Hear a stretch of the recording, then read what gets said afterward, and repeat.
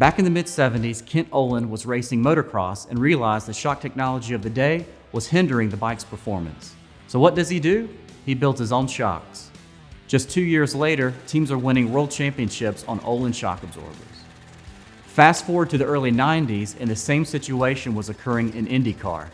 Teams were demanding shock characteristics impossible to achieve with a traditional monotube design, eliminating cavitation, minimizing hysteresis, and offering true independent bump and rebound adjustability.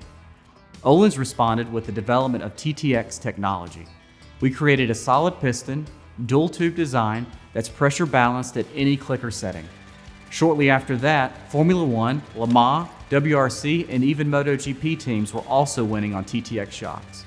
So TTX technology is a damper architecture that allows us to pick compression damping and rebound damping independently from each other, which gives us more freedom to pick a damping force curve more tuned to the application rather than being limited that we can only have a certain amount of compression damping or a certain amount of rebound damping.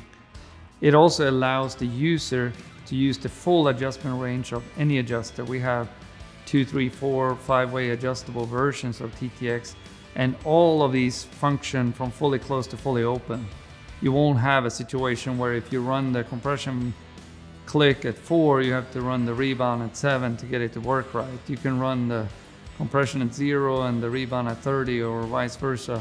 So since we're able to tune the compression and rebound independently, and we can therefore pick a curve that's closer to perfect, if you will, for an individual application, that means that we can get a damper that performs better than if we were limited to what the damper could provide.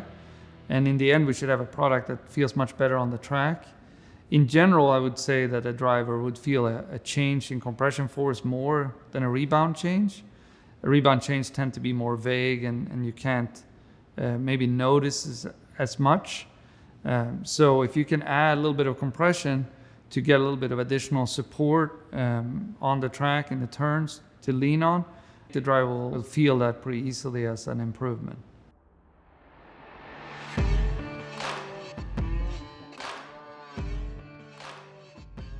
My name is Johan Schwartz, probably best known for having the Guinness Book of World Record for the longest continuous drift of 232 miles in 8 hours.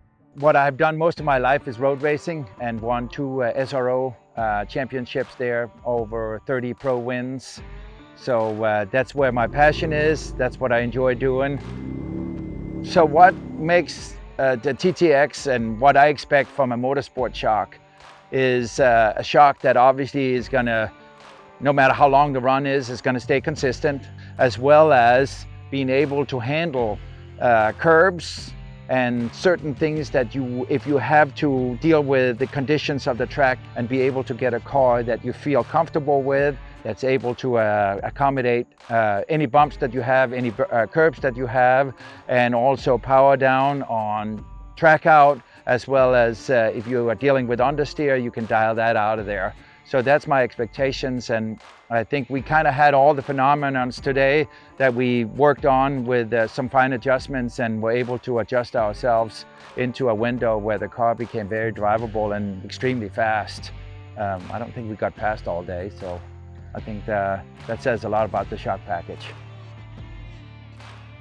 We put a lot of development into all our kits, including the TTX. So we do everything from shake rig testing to track testing and development contracts with high-level motorsport teams, where we learn stuff that then trickle down. So we have a trickle-down effect all the way from Formula One down to all these kits that we provide. So the TTX damper technology is basically a cavitation-proof technology, which means the damper will not cavitate in basically any clicker setting or any running condition. This means that in a traditional damper where you might get cavitation if you hit a curb, that the car might be a little bit unstable right after or have a couple of extra bounces. A damper with a TTX damper, it will hit the curb and it will take an immediate set instead of having that extra bounces that can come with cavitation. Also, the compression damper we're able to tune in will provide that extra support, which should help you with braking support going into the turn, allow you to get on the throttle quicker out of the turn and put the power down. One of the adjustments that I was impressed with that we did today was coming out at the exit of turn 5 here at Road Atlanta, which is very bumpy. In order for you to get lap time out of it, you have to go over the curb, so that in itself, and then the curb is a little bit uneven, and we were able to take some of that unevenness away, so it stayed very stable. I was asking if we could take a little bit of that understeer out, or most of it out, then I could get onto the throttle sooner, and hence get onto full throttle sooner, and that would carry me faster down to the next corner.